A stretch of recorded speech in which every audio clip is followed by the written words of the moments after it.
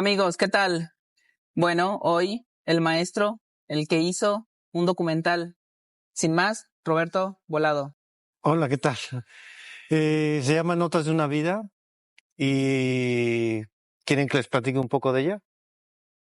Bueno, sí, pero me gustaría como que desde que tú tuviste la inquietud, ¿no? De documentar, de plasmar la historia, ¿por qué surgió? No había suficiente fragmentos para que el público supiera la historia del jazz en México.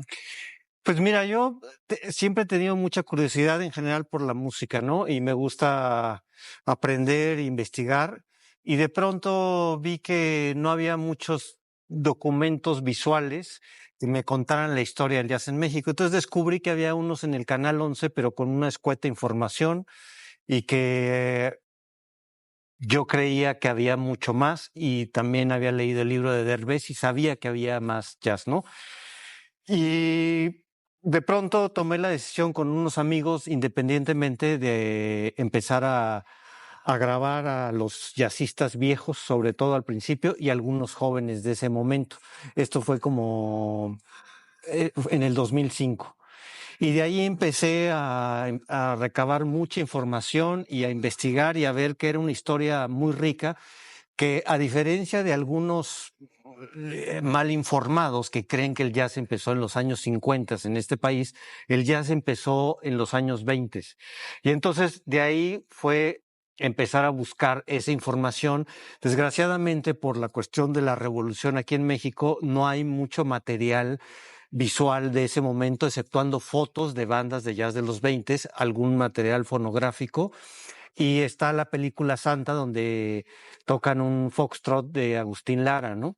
Luego me encontré con unas grabaciones de Vigili Robles, que es como de los primeros jazzistas, Ernesto Riestra, que eran muchos nombres que no conocían los mismos jazzistas.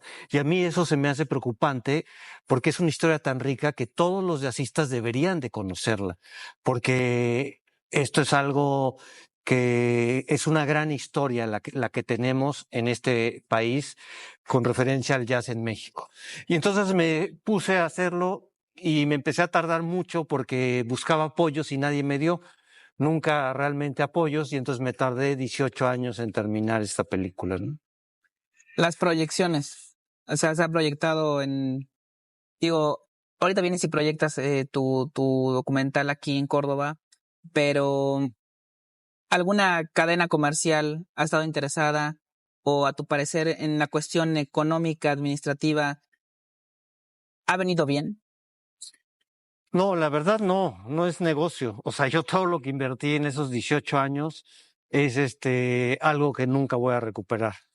Pero ya que había empezado y que se me iban muriendo los jazzistas, pues estaba yo más preocupado por dejar este legado de alguna forma y hacer esta primer película sobre los 100 años del jazz en México, porque pues ya no importa de pronto si recuperas o no.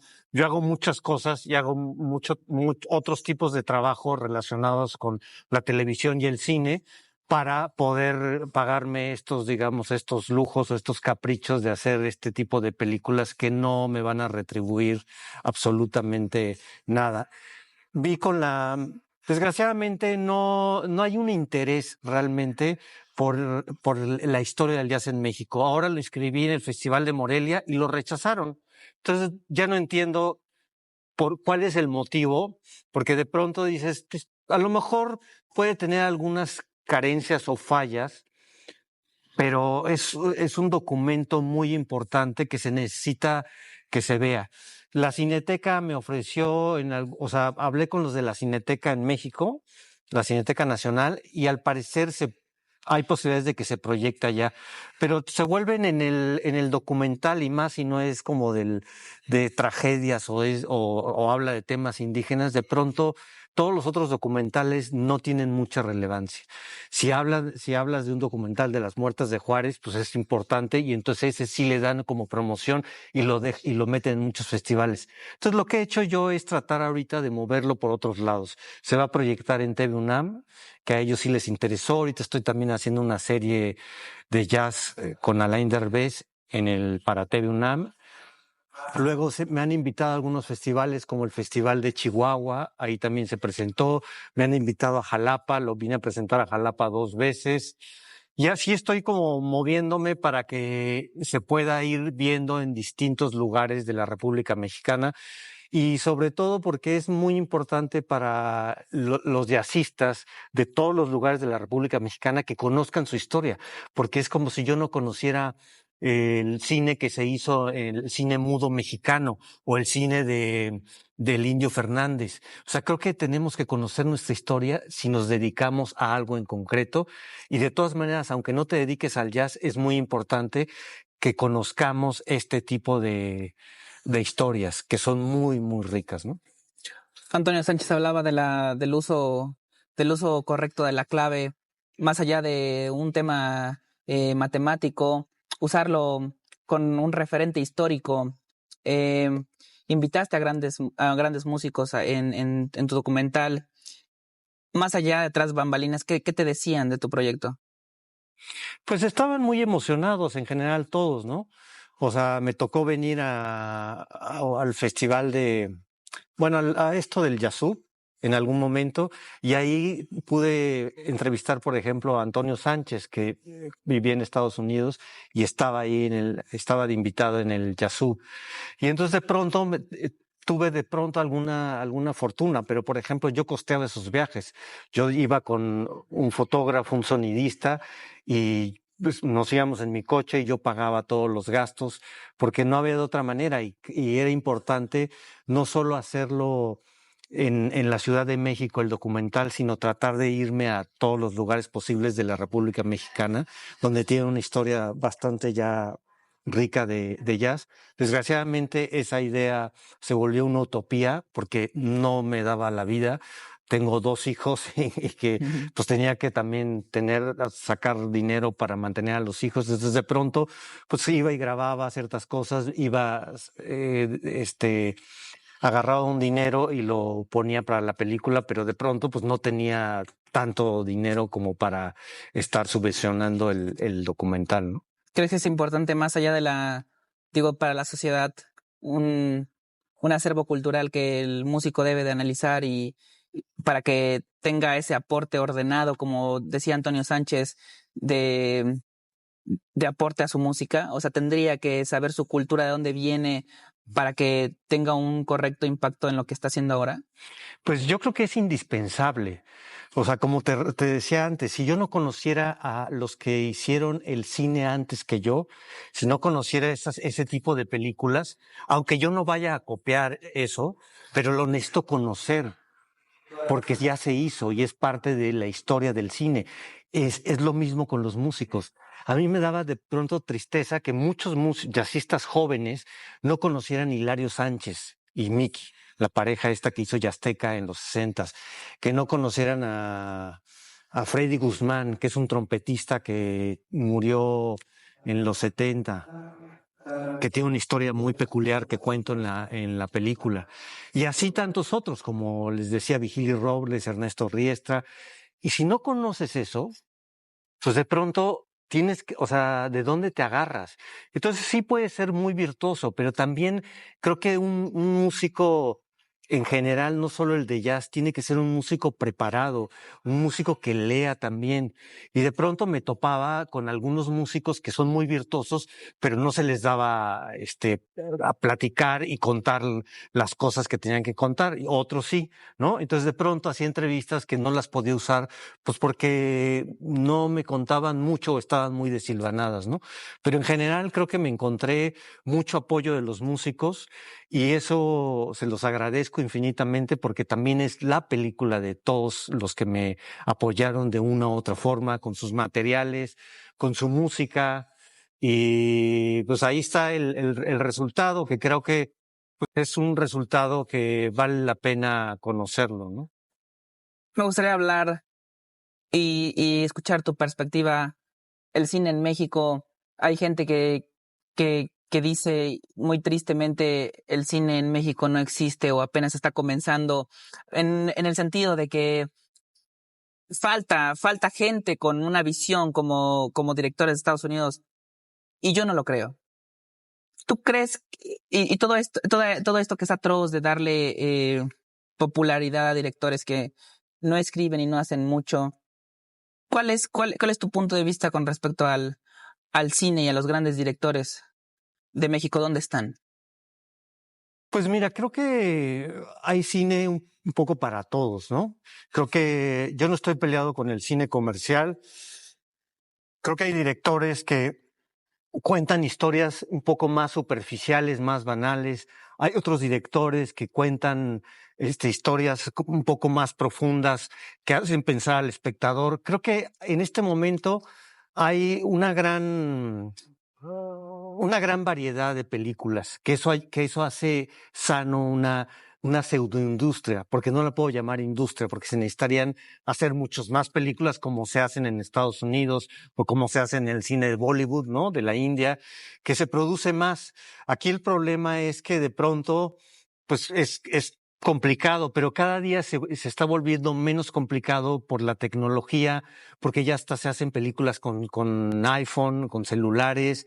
Entonces, de pronto es más fácil ya acercarse y poder contar una historia. El gran meollo del asunto que todavía se necesita trabajar mucho de parte de todos los que nos dedicamos al cine es que haya un equilibrio entre la exhibición, la distribución y la producción. Ahorita, al final, si tú inviertes en una película, vas a ser el último en recuperar. Y entonces, si no sacas fondos del Estado o fondos de por aquí o de por allá, pues se vuelve muy complicado porque vas a invertir un dinero que no vas a recuperar, entonces ya no vas a poder hacer otra película.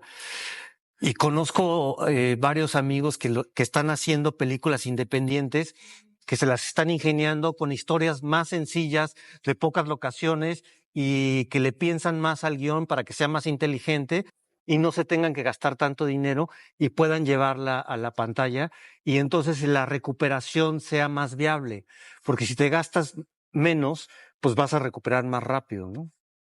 La idea de mudarse, y por otro lado, ¿crees que esto de repartir fondos del gobierno ha sido un tanto injusto?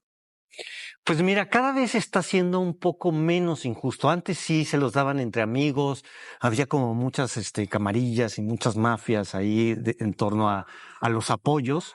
Creo que ahora se está liberando toda esta cuestión y creo que ahora de pronto ya hay como algo más que se va acercando a la justicia de la repartición de los fondos, que todavía hay mucho por hacer, y la verdad es que yo, por ejemplo, busqué por todos los fondos, tanto de producción como de postproducción, para hacer esta película y no hubo ninguno.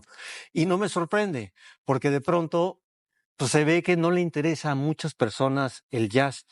Cuando dices, hay una gran historia que les debería interesar porque es parte de nuestra historia. O sea, aunque no te guste la música, por pura curiosidad, te sorprenderías cuando veas la película, vas a decir, wow, o sea, esto no lo conocía. O sea, hacía todo esto, o sea, esta gran variedad de música que ha ido evolucionando a lo largo de estos 100 años, es impresionante y es muy rica. Perdón, te mencionaba esto de mudarse. ¿Tú sientes que González Iñárritu se hubiese quedado digo, aquí en México, con su primera obra, hubiese sido el maestro que ahora es? Pues no, no creo. O sea, yo creo que de pronto hay gente que busca otra perspectiva e ir más allá. Y creo que hizo bien, ¿no? Y pues ahí están los resultados con el Guillermo del Toro, Cuarón, que decidieron irse, ¿no? Y también es un poco de suerte, porque es que logres hacerla ya. Porque a lo mejor se va y no logra conectar ningún proyecto y a lo mejor se hubiera regresado, ¿no? Pero tuvo esa fortuna. Pero también la fortuna y la suerte se buscan, ¿no? Y con el trabajo día a día. O sea, nadie te regala nada. También tienes que luchar, prepararte para conseguir tus metas y tus sueños. Mi sueño era hacer esta película, me tardé 18 años y ahí está el resultado. Lo logré, al final no claudiqué y ahí está una película que le va a funcionar a muchas personas y va a quedar ahí como un documento histórico, porque hay muchas personas que nadie había pelado nunca, como el Jeep, como a Hilario sí lo pelaban de pronto en el Canal 22 y lo invitaban, pero había otros, el Cuchillo, que también ya murió, como varios jazzistas que no eran muy pelados y que no hay entrevistas con ellos, exceptuando la que sale en la película, ¿no? Entonces de pronto se vuelve un documento que va a ser muy valioso para muchas generaciones y espero que vengan más. Yo voy a seguir haciendo varias películas y varias series de televisión sobre el jazz. Ahorita estoy haciendo una para TV UNAM. Ahí también ya me compraron los derechos para que se proyecte ahí en el canal de la televisión universitaria TV UNAM. Entonces, pues yo estoy buscando ahí la manera de que, pues al menos tratar de sacar un poco de todo lo que invertí en ese periodo de 18 años, que de todas maneras sé que nunca lo voy a recuperar, porque el documental en sí en México es muy complicado y casi no deja pues dinero, ¿no? La parte de, digo, eres director, pero sientes que el jazz, aparte de tu trabajo, en tu vida te ha dejado algo más. Pues es que yo crecí oyendo música. Yo soy muy melómano, oigo no solo jazz. O sea, mi papá me ponía a Louis Armstrong, a Count Basie.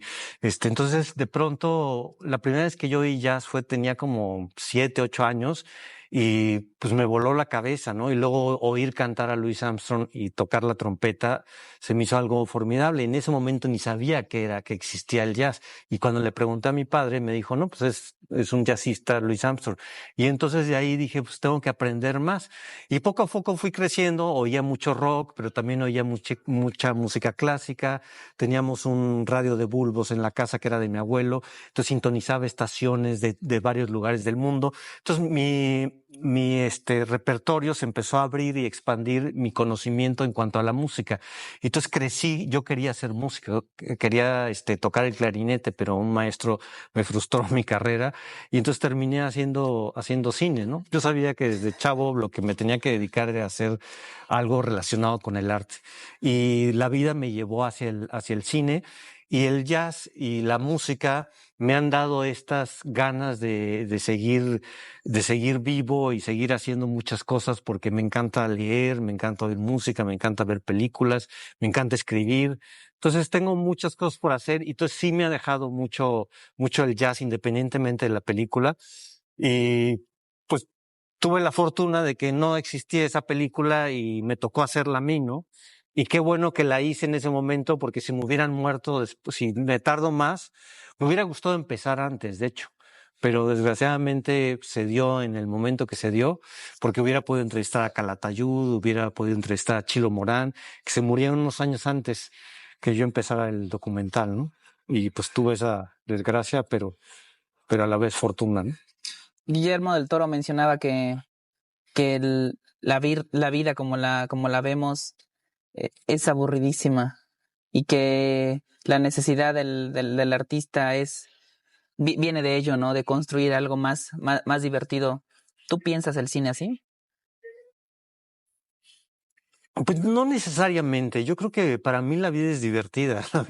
Para mí la vida, jugar con mi perro, caminar y salir a pasear con él. Cuando podía jugar fútbol, leer un cómic o leer poesía. O sea, todo eso para mí la vida es muy divertida. O sea, yo si no me divirtiera en la vida ya estaría muerto, pero tengo tantas cosas por hacer, tantos proyectos en la cabeza y tanto que aprender todavía, que para mí la vida es eso, o sea, la vida y la diversión está en el aprendizaje. De pronto, obviamente, haré distintos tipos de películas para divertirme más también y tratar de divertir a la gente. Pero pues hay veces que con el cine no diviertes a la gente, también la asustas o la terror, o sea, o le metes terror, ¿no? Depende del tipo de cine que quieras hacer. Yo la verdad quiero hacer, o sea, todavía muchas cosas. Siempre quise ser clown. Todavía espero estar en tiempo y forma para poder lograrlo en algún punto. Y entonces tengo como varios proyectos de películas que tienen que ver como una especie de western, con el género policíaco que me gusta mucho, y así como muchas cosas que tengo que hacer, y la vida es eso. La vida es el que tengas muchas cosas por hacer y por decir, ¿no? Bien, me gustaría finalizar con, bueno, ahora me mencionas esto de tu gran gusto del clown. ¿Tú sientes que Charles Chaplin o la obra maestra es que no sea con palabras, y regresando al cine mudo, eso es lo artísticamente más rico? Pues no necesariamente. Creo que Charles Chaplin fue un gran creador. Hizo muchas cosas que sin palabras te decían mucho más, pero creo que hay una evolución del cine, ¿no? Ahora hace poco vi una película que de hecho no la pude terminar de ver, que era muda, sin diálogos, que era como nórdica y era aburridísima. Entonces también puede ser una combinación de, a lo mejor, de pocos diálogos, no necesariamente muchos diálogos, y también las imágenes pueden decir muchas cosas, pero depende de cómo lo quieras decir y qué es lo que quieres transmitir. Entonces yo no creo que el hecho de que sea muda o no hace más grande una obra. Creo que lo que hace más grande a una obra es la sinceridad y el corazón como la plasmas y cómo la haces. Entonces, eso es lo que te va a llevar a que la obra sea una, una, un, una película o un libro o un disco que te lleve a otros lugares y que te haga pensar, que te haga reflexionar, que te saque una sonrisa. Creo que ese es el meollo del asunto, ¿no? Bueno, te agradezco demasiado la plática, pero eh, sí quiero terminar con tu punto de vista, aunque tal vez sea un tanto redundante, es el jazz. El jazz es cine y el cine es jazz. Pues no necesariamente, ¿no? Pero el jazz, yo creo que es una música que te lleva a muchos lugares y que puedes también ver una película mientras escuchas a una banda, que puedes hacer tu propia película. Y cuando estás haciendo una película también puedes meter a la música y que se mezcle ahí. Pero no necesariamente el cine es jazz y el jazz es cine, pero tienen mucho en común en muchos sentidos. Y también, porque en el cine, por ejemplo, también se improvisa, pero partes de una estructura.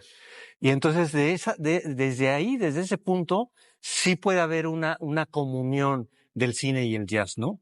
Que se improvisa mucho porque de pronto el actor no te funciona y a lo mejor tienes que cambiar diálogos o a lo mejor le tienes que quitar los diálogos o tienes que hacer que ya no hable. Y en el jazz igual, de pronto tú estás, o sea, están tocando, porque yo no toco, ¿no? Pero están tocando y de pronto pues ya se conocen y entonces de pronto él entra, el del saxofón y luego el del bajo y entonces le van dando cabida a todos y esa es la improvisación y después caen en la melodía o caen otra vez en donde tienen ya es muy estructurado, ¿no?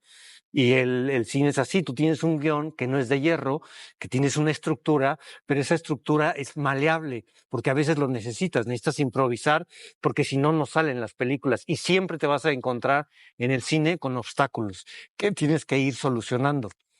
Y pues ahí es donde se conjuntan, digamos, el cine y el jazz. Regresando digo, esta sí por último, Guillermo del Toro mencionaba, es realmente complicado. El trabajo del director es hacerlo contra, eh, contra todo. Y ¿tú crees que es así? El trabajo del cineasta, del director, es hacer lo imposible posible. Exactamente, tienes cargando una responsabilidad y un peso muy fuerte, ¿no? Que es o sea, que tú llevas como el timón del barco. Y entonces tienes a muchas personas a tu mando. Entonces tú tienes que saber, decir concretamente qué necesitas y todo este ejército te va apoyando y te va ayudando a que se cumpla ese sueño que tú tienes, pero siempre estás o sea, porque de pronto puede llegar una tormenta, entonces ya no puedes filmar en ese momento. Entonces tienes que buscar soluciones a los diversos momentos y a las complicaciones que siempre va a haber en un rodaje, ¿no? Pero sí, el cine es muy complejo, pero eso es también lo rico, ¿no? Lo que de pronto puede llegar a ser casi imposible, tú lo logras hacer posible. Y como diría esta frase célebre como el viejo decía, ¿no? Si las cosas fueran fáciles, cualquiera las haría, ¿no? Entonces Bien. necesita mucha preparación.